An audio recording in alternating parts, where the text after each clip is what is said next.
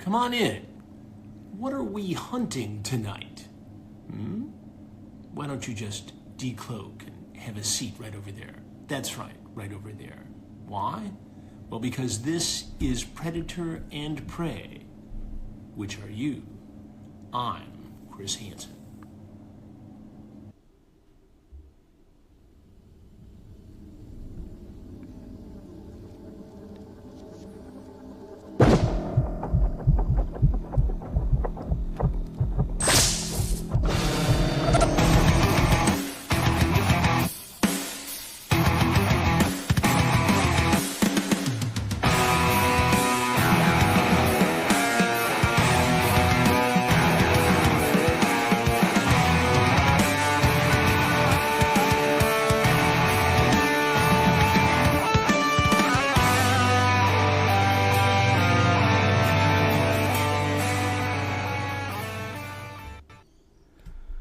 Yes, HOTU clan members, welcome back. Welcome back to the jungle, to the ship, to, I don't know, the underground train tunnel. How you going? This is Predator and Prey, a HOTU podcast. You are with your HOTU clan members, Justin, the OWLF. Justin, how you going? Oh, not too bad, Ray. I went hunting on the fields of Genna, and I think I must have come upon those spike pod plants that poor Rack ran into in the movie. And I've been ill. I've been under the weather, but the hunt must go on, as you know, Ray. So absolutely, geez, you copped a needle in the neck. You copped one in the neck, Justin. Yes, from those plants, yes. they exploding. The spores traveled. Yeah. God, well, hoping your med pack will keep you in good stead, Justin. I know that a little bit of ceramic tile is all you need. A little bit of flame. Yes, a little blue goo goes a long way. Justin, how are you doing, Ray? I'm doing well. I've been on a few hunts myself. Nice. Yeah, hanging off the ledge of a building at one stage, but all good. No, actually, and I say that as an analogy, Justin, I'll let you know, just last night I was on the lower bunk bed, just settling the little one, and the other one was on the top bunk, and I was just, settling the little one. I was kind of scrolling on my phone, and then bang, like Finn accidentally dropped a book on my face. It was right the edge. It was a heavy book as well. The edge I copped one right just under the eye. Needless to say, I was looking to self-destruct and self-detonate any second there, just to wipe out the enemy. Were you seeing stars for a moment? Yeah. I was. I nearly let out a Yahuchan roar in the way of an expletive, but kept held my tongue, held my mandibles, and all was good. But all good actually. Justin, I mean, we should be totally transparent with our fair listeners. This is our second rodeo, so to speak. Poor Justin and I, we had recorded literally a couple of days ago, but due to some synthetic interference, some Android interference, the file got corrupted. So we are revisiting our thing again. I hope frequency was jammed. Yeah, exactly. And Justin, I'm hoping maybe this brings an opportunity to bring to the fore some points that we may have missed last time. I don't know. We'll see how we go. That's true. Yeah, I was thinking that too. Yeah. Perfect. Yeah. Before we start into, obviously, the thing in question, which Justin and I will be looking at, Marvel and 20th Century Studios' Predator, Black, White, and Blood, Issue 1, which was released a while ago. We're catching up. But before we do that, Justin, I wanted to ask, and I did ask in our long-lost episode now, any acquisitions, any procurement, any trophies lately that has landed on your lap? Or any? No, actually, no. No? No new trophies or Yautja or non-Yautja related in quite a while, actually. I've been trying to save my funds and get my coffers built up again. Exactly. But eventually, yeah. I'm feeling the need to procure some more choice items. How about yourself? Yeah, similar to you, Justin. Nothing outlandish and direct. I'm still collecting the Predator comics. And so I'm just doing a big catch up to that. I think, as I mentioned last time, I proceed to continue getting my standing order, my pull list, and I proceed to not read them. So there's a big pile of which Predator comics. I only collect Predator and Moon Knight comics now, Justin. I really. Oh, wow. Yeah, I really For culled some back. reason, I thought you had a bigger pull list. Yeah. No, I cut them all. Actually, and any Spider-Woman title that comes up, I will buy. But yeah, those three, those are the trinity for me. Wow. So yeah, no acquisitions. Although I do want to draw your attention to. I'm just pulling up an email now. I did get my invoice for the last pull list, and there's something Justin called, and fair listeners, you probably already know this. Justin and I are a little behind on comics. There's something called Predator Bloodshed is out, #1. I have no idea what that is, but it's in my pull list, and I'm waiting to collect it. So there is a new series. Bloodshed. We're going to have to do some homework there. I have no idea what that is about. So, yeah. So that is my only acquisition. Other than that, again, recalling from the long lost episode that we've done, I wanted to highlight, Justin. I listened to on the AVP Galaxy our huge big brother, our godfather of a podcast. Yeah, right. Yeah, yes. Yeah, they had an interview with Dan Trachtenberg not that long ago. And it is a magnum opus of an episode, 2 hours, 39 minutes, where they talk to Dan. Aaron and Adam both talk to him. And both of them are, they're cream of the crop when it comes to fans. I'm not afraid to say it. They know their shizzle. They've read all the books. They absolutely. Yeah, they know all their stuff. Yeah. They know all this stuff. They play all the video games. Anyway, they talk to Dan, and I highly recommend it. It is one of the best episodes I've listened to, apart from your Sleepwalker episodes, Justin. Apart from them, they're better. But yeah, Dan's chat is awesome. Yeah, go check it out. You can hear from him that he is a fan, right? So anyone that is hesitant or wary or thinks that he isn't and doesn't like what he's released, he knows his stuff as well. Dan, he is a real true through and through fan, and as Dan puts it, he can't please everyone. Like he approached it how he thought he could best add to the franchise, and a lot of people liked it, and some people didn't like it. But that's the way it goes. You can't please everyone, but rest assured, he is a fan. He's a good fan. So, in Dan we trust. Absolutely. That's why I feel like we're in good hands with the franchise with Dan, because I mean, his track record proves itself. He's done 3 films back to back, which are all different, and I feel like they're all very strong in their own regards. Oh, absolutely. But he knows the material very well. It's not like he's a novice to this Yautja stuff. He knows the stuff. Yeah, and it's not like he didn't know much about the franchise and did a quick kind of like research on it. He has been with it for a while. He's played all the games. He said only recently Concrete Jungle, but he's a big fan of the genre. So so go check it out. That was my only other recommendation, Predator Yautja wise, Justin. So should we dive into this issue? Yes, yeah. Okay. The first issue. So we got the cover here. It looks pretty good. We'll get into the credits. I don't think we did the credits last time, Justin. So let me we did do the credits. Of course we did. We have 3 stories. Yeah. 3 stories here. So first one we have is Bloodwood. My eyes are a lot better this time, Justin. Bloodwood Part 1 by Joe Kelly, big name, and Alvaro Lopez. What do we have for the second one there, Justin?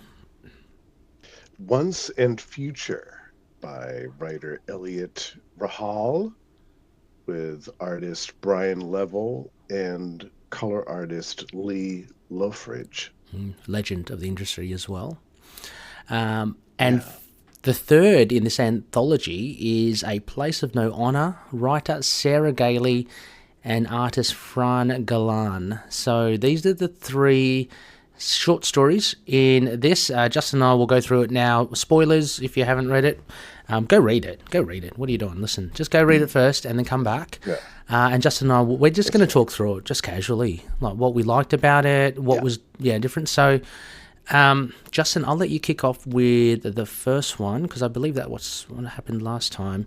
Overall impressions. Yes. I mean, summary of this anthology, this story. How would you kind of pitch it?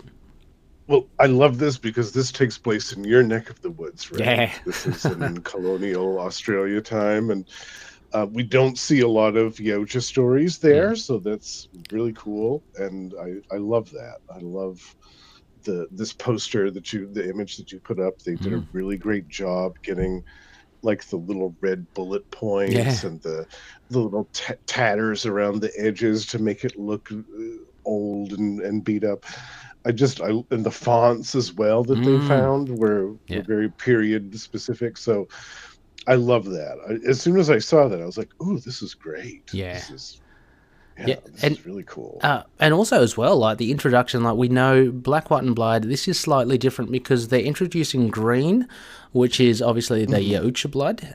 So previously, of course, the traditional Black, White, and Bloods are black, white, and red.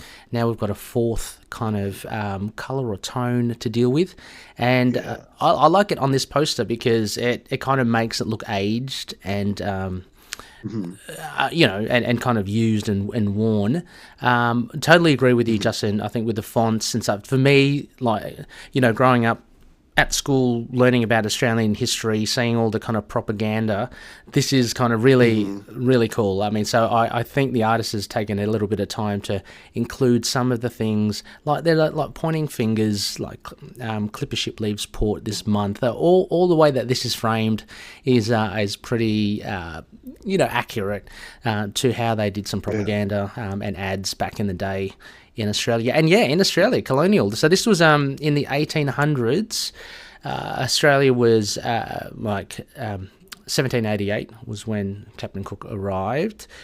So this was in the period of the gold mining, like gold panning, and it became a very popular kind of pursuit. So there'd be a lot of people from overseas come over as well to venture and see if they could find their fortune in this new land that is Australia. So it's pretty cool. And Justin, I've noticed also as well, it's got the name James Higson of the Bloodwood Mining Concern. Yes. So I believe that's the name of the main guy. We were kind of at a loss of his name last, I think we spoke, but I think it's James. Yeah, I don't remember. Yeah, I think you're right, though. I think that is the head honcho. The head honcho, boss. Yeah.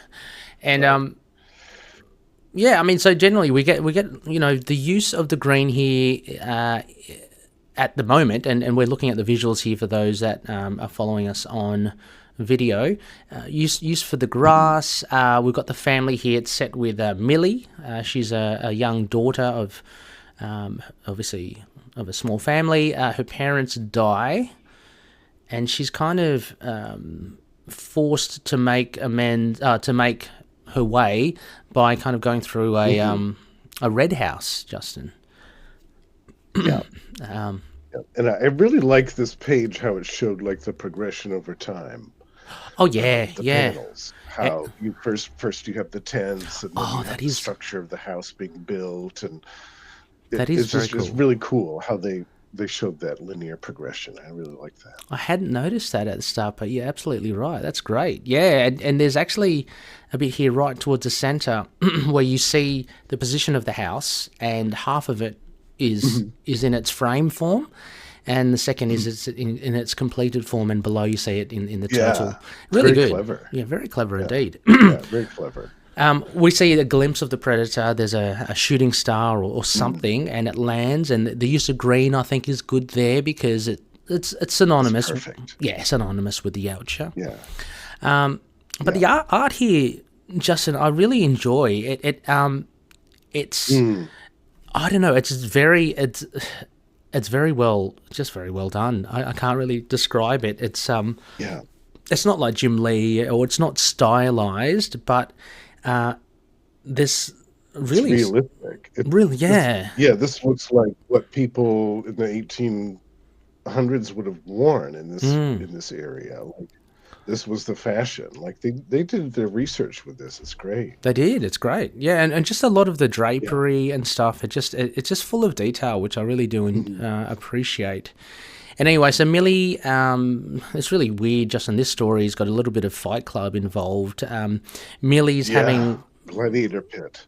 Yeah, and Millie's having problems with this gentleman who seems to be the second in charge, might be responsible for her parents' death, but he's entranced that, you know, she's all kind of grown up, and you can tell he's a bit of a sleazoid.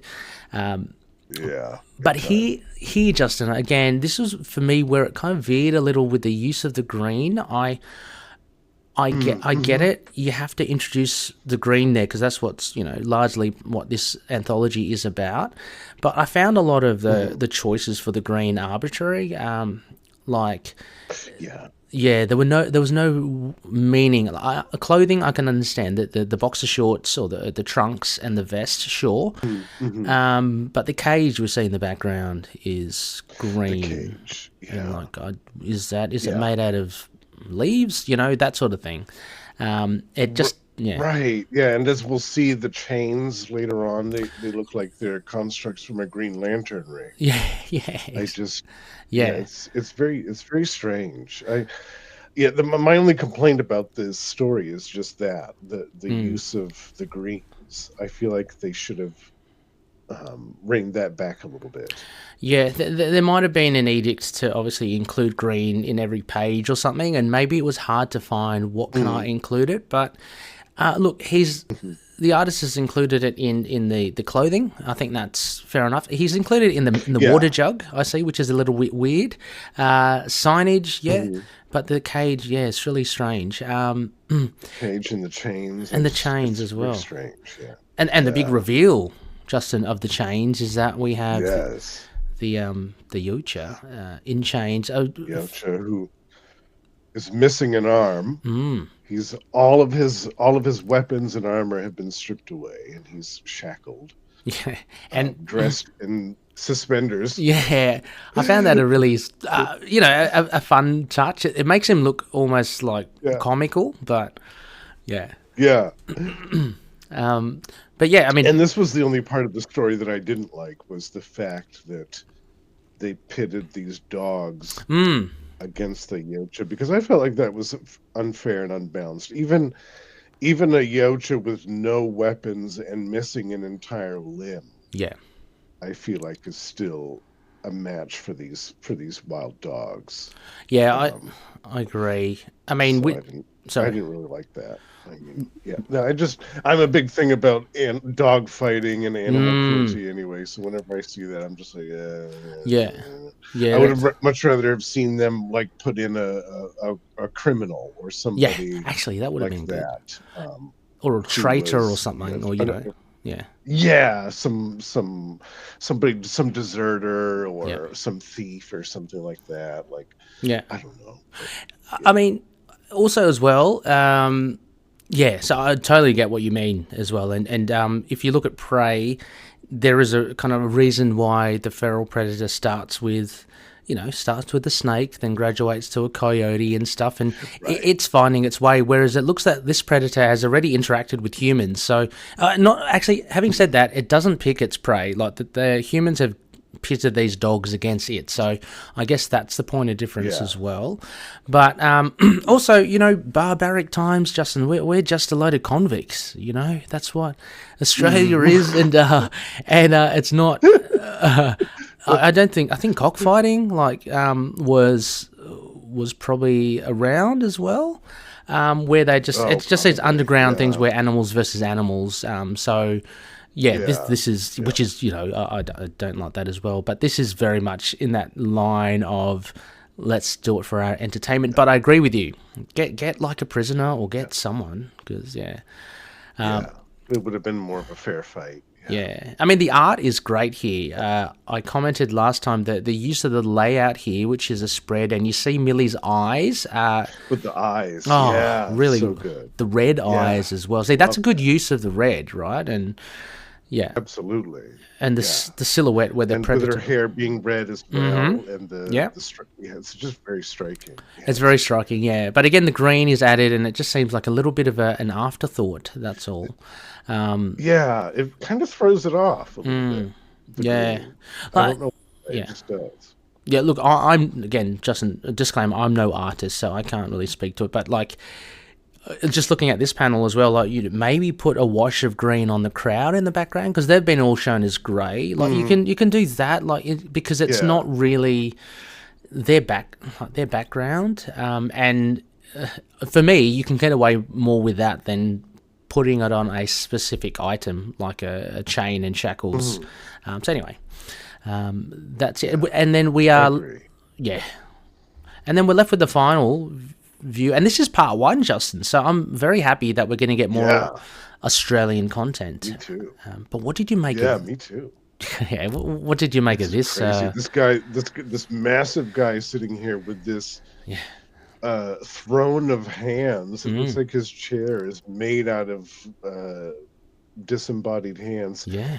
And he is holding the Yautja's severed arm, which he has kind of fused together with this menacing-looking battle axe. Yeah. I love it. What a great way to end this first part. Oh yeah, you're covered in scars and this. And for me, I think you could. It's almost as if he's a trophy collector as well. He's got the hand of the predator, and is almost like a trophy, like it's on his favorite weapon. But this most disturbing thing, the hands and his throne made of hands. Truly living in barbaric times.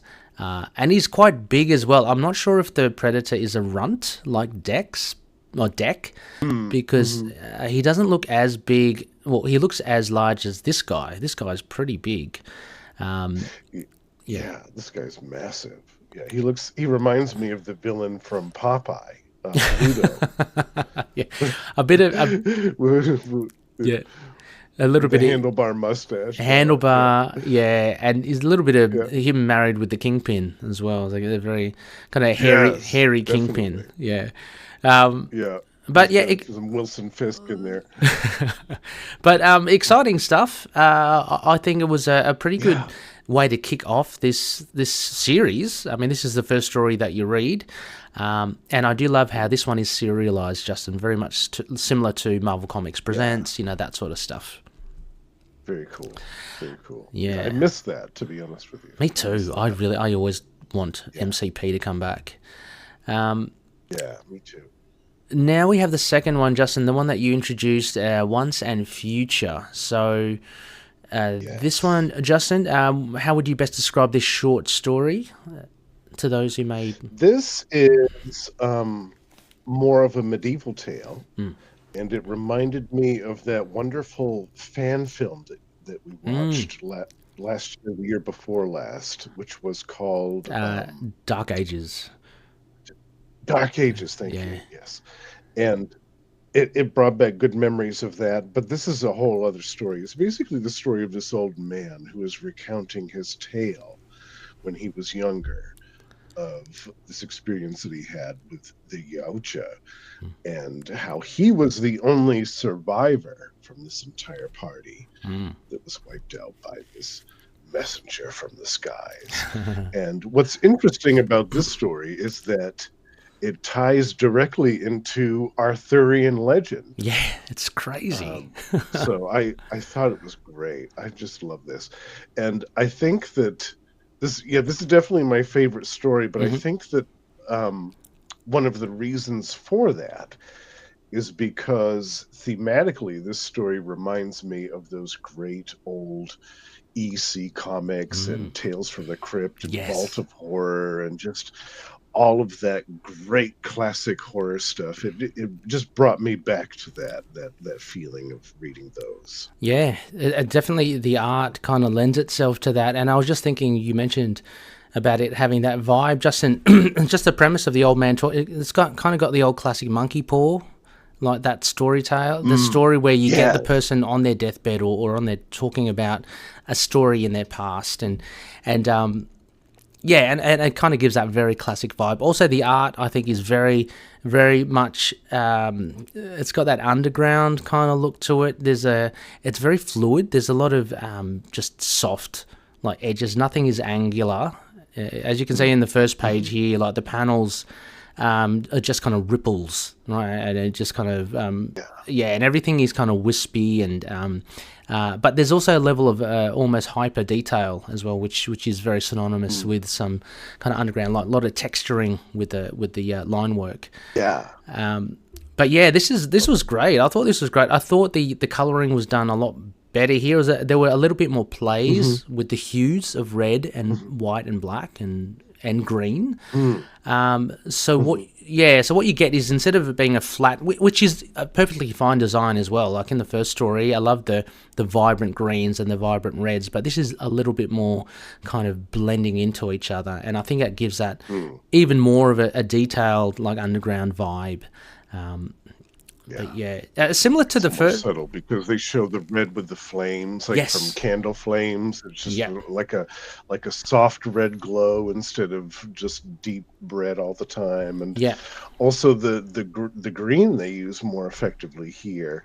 To convey kind of depth and shadow. Yes, which is nice. Yeah, exactly. This really looks like, and again, nothing to take, no shade on the first artist. The first artist was brilliant, but this looks like a much more detailed and like textured kind of artwork, just because of the use, the conscious use of shadow and shading. It just gives it.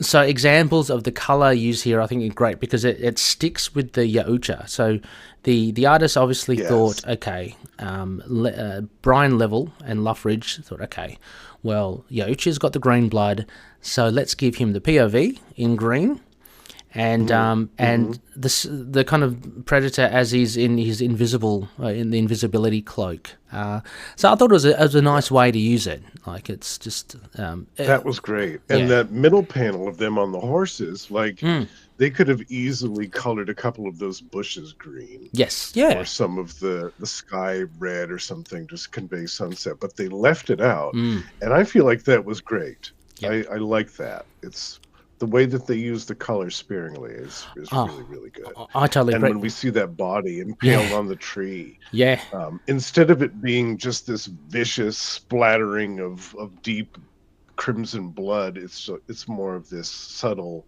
hue of almost like faded rust. Yes. Yeah, it's really cool. Yeah, I tend to think the coloring here it is really it takes a little bit of a backseat from the artwork. I mean, it lets the line work and the artwork shine by not just overusing like the color on it. So as you mentioned, that middle panel, you can see the brickwork and the nature and the horses. That it's extremely detailed, and I'd hate to think that is kind of lost when you're getting punches of vibrant color at you. So I think it's a really good decision not to do that. And similar with, as you said, the person hanging on the tree. Instead, it's just subtly there, so you can actually, you can see the skinned nature of the victim. It really does say, look at the detail, and the color here really is just to kind of help you along. So love it. Yeah, really good. Also, as well, wanted to mention the in a good way, the wordiness of this short story is similar to the first story. Yes. Again, it kind of gives that vibe of not being from the modern comics, so to speak. Not to say that modern comics can't get wordy, but it just, again, gives me that kind of 80s vibe. Absolutely. Yeah. Definitely. So we have this guy the old guy trying to take passage across somewhere, and this is where he gets... the Yaucha starts attacking his band of people. He hired a merc to safely take him across, but he and his colleagues are swiftly done over. Justin, the detail here, I mentioned before, eyeball, so good. Fantastic. Eyeball. Yeah, the blood, the blade flying through the air and decapitating. Oh, it's just fantastic. It reminded me of the great classic Dark Horse stuff from the omnibus. just that wonderful style, and that just, no, they don't care. They'll just show the gore, they'll show the blood. This isn't DC or Marvel. Like they'll just do whatever.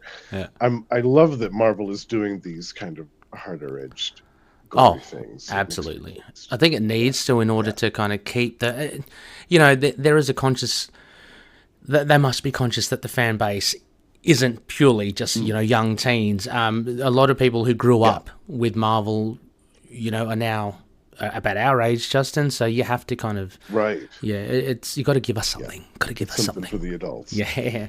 Yes. But as you say, the Absolute comic from DC, like the more adult geared. So absolutely. Yeah, like Vertigo and all that. Yeah. And the Red, was it Red Band of Marvel now? Was it Red Band? Oh, Red Band. Yeah. Yeah, that's right. But yeah, as you said, Justin, I like the kinetic and use of the panels here to show the shuriken slice through the guy. The other guy he cops a laser shoulder cannon blast to the head. Really, to the forehead. And the Predator looks awesome here. I think really well done. Drawn, so good. Very cool, fully armored. And again, we get the greens that are from his point of view. So we do see like almost it's not a UV infrared thing, but it is some sort of scanning system. I think you mentioned last time, Justin, that you said there's a nice shot of the guy with the sword leaping at him, but then just quickly just slashed to death.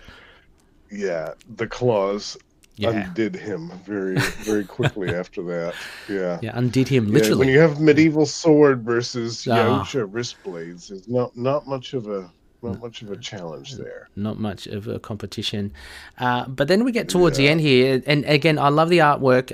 You get the look of the face, almost kind of harking back to the first page when he's on his deathbed. That's the same angle, but it slowly comes in from the night sky to him, and I think, Justin, there's some sort of black goo that he's got on. I thought it was mud at first, but it's some sort of concoction. Mud or pitch or something like that. Something that covers his skin, basically like Arnold did in the first Predator film. Yeah, he covers himself. And it might be actually in the night can't see him. Yeah, because you also mentioned there's some sort of reference to Merlin as well, and he has that kind of smoke bomb. I think it might be part of his parlor of tricks, pretend magic or whatever. So maybe that's what he used on the Predator. But yeah, very, very cool art here. And then, Justin, in effect, I mean, this is really strange. You're talking about who's the best or who the biggest badass taking on a Predator. It's got to be this guy, right? He beats him pretty quickly. That's wild. Yeah. That's got to be the fastest takedown I've seen in a long time. Yeah, and like 2 panels and he's done. And he's done. He's dead. But I mean, I think we mentioned with the compact nature of anthologies, I guess you have to rush these things. I would have loved it to see a bit more, but I guess with this format, you can't really have that. So really good. And as you mentioned, the last bit, which was so funny to kind of bring it back to like a real legend. He smelts the helmet and all the armor, all the metal from the Predator, and with a blacksmith, he forges what can only be Excelsior, right? Excalibur, not Excelsior, Excalibur. Excalibur, the sword in the stone. It's the final panel. Yeah, I love it so much. So who knew? Who knew that the sword in the stone is Predator based? And so finally, so you mentioned that last one was your favorite, Justin. Yes, I liked that the best out of these 3 stories in the first issue. I think mainly because of the reason that I mentioned, because it brought me back to those classic Vault of Horror and Tales from the Crypt type stories. And the Dark Horse Predator stories from the 90s that I love so much. It was like a nice merging of those 2 genres into one story. It's kind of I think it was very immersive. I think that was it. Like you really did kind of get drawn into it, which is what a lot of the classic comics do. They're just fantastic. This other one is really different, Justin, because it goes to modern times. I guess contemporary times. Welcome Bayonet Incorporated. So this story by Sarah Gailey, very interesting. I think the concept is, bonkers. It's great. We got a predator who has a name, Hishida. We know in the novels that predators do get names, so it's always nice to see them have names in the comic books. Hishida, I love that too. yeah, and it goes to a gun convention, Justin, of all things. Yeah, or a weapon. Big weapon expo. Yeah, weapon expo. Yeah. Well, they've got all kinds of like machine guns and cannons, and I guess there's some drones here too. Yeah, drones as well. Yeah. There's kind of a little bit of a variety of weaponry, but yeah, it's all collectors. It's all like people that are aficionados of the weapons themselves, rather than soldiers or warriors per se. Yeah. I do. I do appreciate there's like an undercurrent that goes through this story about people's fascinations, and people are huge fans of stuff like weapons of destruction. But when it comes to it, like the nature of what they love, can they back it with the heart of a warrior? And this was exposed, I think, in this story in a very, very cool way. Basically, the predator is almost disenchanted. It attacks everyone. Look, its hunting ground is this weapons expo. There are people, up to the eyeballs in weapons. So on paper, it looks like a very challenging scenario, but I guess Hishida gets disenfranchised by the fact that it isn't. These people aren't killers. They aren't warriors. They aren't necessarily hunters. They're just enthusiasts. Enthusiasts and collectors. And, he starts swiftly dispatching the members of this expo, including this smarmy guy that runs the place, which I think is my favorite part of the story. I love that panel where he's just completely disemboweled. One minute you see him face to face with the predator, and the next moment he's dead on the floor. He's a normal guy as well. It's not like it's not like he's Dutch or anything. Like, he's just a guy that is there. It makes you kind of question as well, like the talk of honor for predators. Like there was a discussion on that podcast with Dan Trachtenberg, and it's kind of like there is a discussion in the forums for Predator about honor, and to an extent they are honorable, but to another extent they aren't. Most notably seen when Tabe in Prey shouts out and calls the feral a coward for using the invisibility cloak. Over here, the honor is, I don't know, really questionable. Was he a threat, this guy, at all? For the Predator's kid, was there any challenge in defeating him? In this particular instance, as you say, the others were attacked. The others, like there's the guy here in the lower panel, he grabs a gun quickly because things are about to go off, shit's about to go off. But everyone kind of gets easily dispatched, but at least they were armed. It seems like Ishida's like almost like pissed off that this whole scenario is a waste of its time. Yeah. That's exactly it.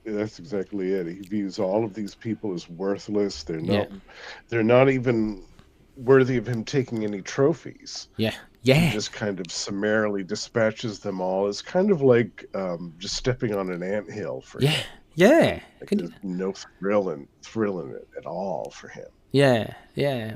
Exactly. I do like the look of Hishida. Has got the artwork is really cool from Galan. There's a shot here, and it's a use of the green again. So they associate the green with Yautja, which is a really nice and appropriate use for the green. But he's got like almost like a furry shoulder. It gives him a nice kind of vibe, something different. Very cool. Yeah, and then you see the face. It's almost like a pelt of some Yeah, animal. pelt. Yeah, exactly. Maybe. And he's got it there. He takes off the mask. I think this is meant to evoke. He's a little bit pissed off. That's because his fury is unleashed. Yeah, and he just goes to town and kills everyone. As you say, Justin, doesn't take trophies. Yeah, but he takes the lanyards almost in disdain, just to remind himself of what a worthless trip this was. But the undercurrent there, Justin, is there, right? Like, it's the fact that it's very I don't know. I don't want to. I've got to be careful what I say, because everyone is allowed to obviously love collecting or enjoying or, have something that sure. we do comics, we love comics, we like the Predator, that sort of stuff. Yeah. There's nothing against that. But I guess the undercurrent here is that, these potentially dangerous, these dangerous weapons, these weapons that are meant to harm people, that only have a negative effect, really, are revered by people. And I think that's just it. Any other collection on the planet doesn't kill people. Like comic books don't kill people. Yeah, exactly. Like statues don't kill people. Like figurines don't kill people. Exactly. These weapons that, they look great in a display case and everything, but if you remove them from the display case, they have another function, which is to destroy people. Exactly. I mean, the jury's out, Justin, with salt and pepper shakers. I mean, you could argue. No, that's true. Yeah, swords, swords and knives. Swords as well. Yeah, but look, hey, exactly. There's nothing. I mean, swords are pretty funky, aren't they, as well? But you're right. They are. They're meant to harm and they're meant to maim and kill. So, I guess that was what the message was. I felt this story just lacked a bit of tension, Justin. It showed Hishida going through the thing and slowly discovering what a waste this is. And to me, it just lacked something that actually hooked you in. Like, I love the concept. The concept is great, but I think it needed more than that. The art was great as well, but it just needed more in the story because it just felt a little bit empty to me. Yeah. I think what was missing was some type of protagonist, maybe a spouse of one of the weapon collectors that were dragged there against their will and hated it, but was just there just as a +1 and kind of bore witness to all this carnage, but maybe was the only survivor because they weren't there for weapons. They just kind of hid while all this stuff was taking place, while their spouse was decapitated or something. So I think that would have fleshed out this a little bit more, and there were really no stakes to this. I mean, I never felt once that this predator was going to be in any danger. I don't think he even took a single wound from anyone. No. Yeah, exactly. I think that's exactly what it lacked. And the Predator could still be the protagonist, right? I appreciate that the Predator is the protagonist here, leading the story, but I guess at least some supporting characters or some humans that we could at least empathize with or at least latch onto, that would help, So, so no, I mean, it was a good story, decent story. Before we round this off, Justin, just have a little look here for the next issue, Black, White and Blood #2 that we'll be looking at next. Justin, there's a little bit, I don't know about you, is that a subtle hint at Japan as well? There's a red sun. I don't know. It almost looks like palm trees in the background. Exactly. Well, so I'm thinking the Pacific, right? There might be some. Yeah. Very interesting. Interesting. Yeah, but I can't wait to see that. Yeah, but we'll be covering that next, of course. But let us round this out, Justin. So, for you, let's go through each of the story. Out of 5, the first story, Blood Wood. Out of 5, Red Houses. What would you give this? 5 red houses. I think I'd probably give that one 3 out of 5. Okay. And I would give it higher, but again, I thought the color was kind of misused in that story. The green was used in weird ways, and I didn't like the part with the dog fight. That turned me off. So that's probably it. No, that's fair enough. I would give it a good solid 4. I think number 1, biased Australia, so got to give it a bit of props there. So of course, I mean that added the enjoyment for me, just the fact that it was in Australia, so that's good. I totally agree with you about the colours. Just a little bit off-putting, I thought, just because it just didn't make sense at times. But the art was fantastic overall. The artwork was wonderful. The characters were great. It gave a good sense of this kind of barbaric nature, seedy underworld nature. In colonial Australia. Setting for the story. Yeah. So I'll give that. How about for Once and Future? Once and Future, I would give that one a 5. I would give that one 5 swords to the face. Yeah, I thought that was classic, an instant classic. Like I said, it brought me back to the Dark Horse classics from the 90s that I love so much, and it just I just had a smile on my face the whole time I was reading it. It was my kind of Predator story. Let's put it that way. Yeah, no, it was very solid. I would give it a 4 as well, so on par with Bloodwood. You know, if you take away the Australian aspect of Bloodwood, it probably hedges a little bit ahead of that. But yeah, it's in line with it just because the artwork was wonderful, the colors were amazing, the story was a good one and a fine twist at the end. It was kind of that always brings a bit of a wry smile to my face, like, oh, they're tying it into something else. So really enjoyed it. And the final one, A Place of No Honor. What would you give that one? I would also give that one a 3 as well, just because of the fact that, like I said, it was missing something. It felt like there weren't any stakes here. There was no sense of tension. I never once felt that the Yautja was any type of danger.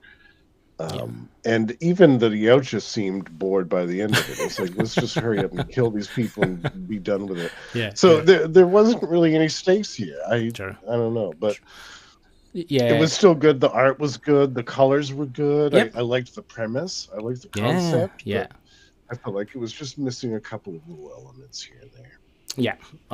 Again, I'd give it 1 whole point below the other two, so 3, which is online with yours as well. Pretty much at the same points. I love the concept. It was a big, strong concept. Just something I've never even considered, like a Predator going to a weapon expo. So it always gets, for originality, that gets a lot of points. And the artwork as well. The artwork was amazing. It's more of a modern artwork, modern art, and actually reminds me... Oh gosh, actually reminds me of some Valiant art. The mixture of I can see that too. Like Rye, that futuristic where it incorporates like your traditional comic book art, and then you have the shots of the Predator, which is kind of like a softer pencil, and so there are different mediums in it. So I really appreciated that. I thought the art was good, but similar to you, the lack of tension for me, it just fell a little bit flat because of that, and it didn't feel like we were going on a journey. It felt like we were meandering around the same as Hishida. We both were just walking around going, what's going on? And it was a little bit going on, and what is this? Exactly. So there you go, HOTU clan members. I hope you enjoyed that chat. Justin, fingers crossed with the technology. But yes, hopefully there's no frequency jamming taking place. Yeah, I've been eyeing the stats as we've been talking, and it has all been green, so I'm hoping that's good. Oh, good. But green. For it has to be green. It has to be the fluorescent green. Yes. Of course. But Justin, a huge thank you for returning again, albeit under the weather with your. Thank you. Yeah, it was super fun with your mutagen spores. I hope you do. Oh yes. Recover. Hopefully the spores will be cleared out of my system by the next time we record.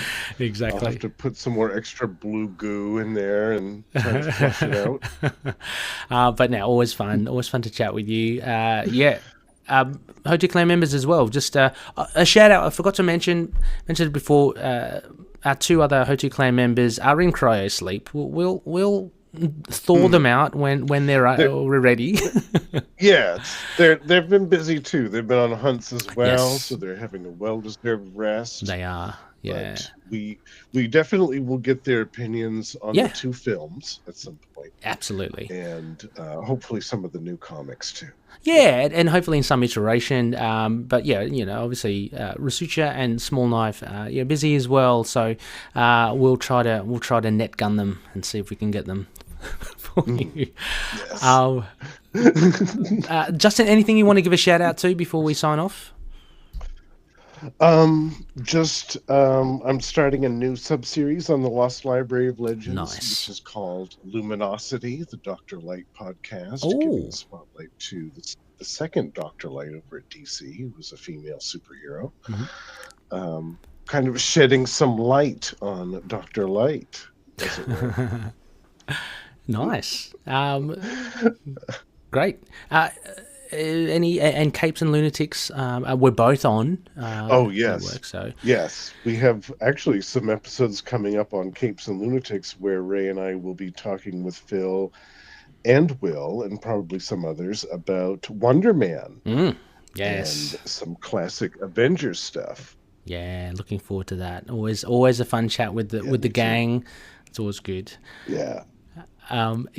Just a couple of things from me. Into the Night, the Moon Knight podcast. Go check it out. I do a comparison, I guess, of Moon Knight today as opposed to Moon Knight in the older era, in the 80s, 90s, and I use the Handbook of the Marvel Universe to go through and compare the Jed MacKay iteration with the classic version. So that's fun. Very cool. Yeah. Very cool. Also, To Know Her Is to Fear Her is back. Sarah and I recorded an episode. We rounded off Steve Fox's Spider-Woman run of last year, so that was fun, and hopefully we'll get more episodes regularly to everyone. And finally, Ray Plays Games. Justin, I just can't get enough. I've recorded heaps and heaps of playthroughs. A couple of them from our Discord server with fellow Aussie players. I've got a Marvel Champions Down Under Discord server for hopefully to get Aussie players to meet and greet and to play. But it's been fun and a fair few playthroughs there for everyone. So go check it out.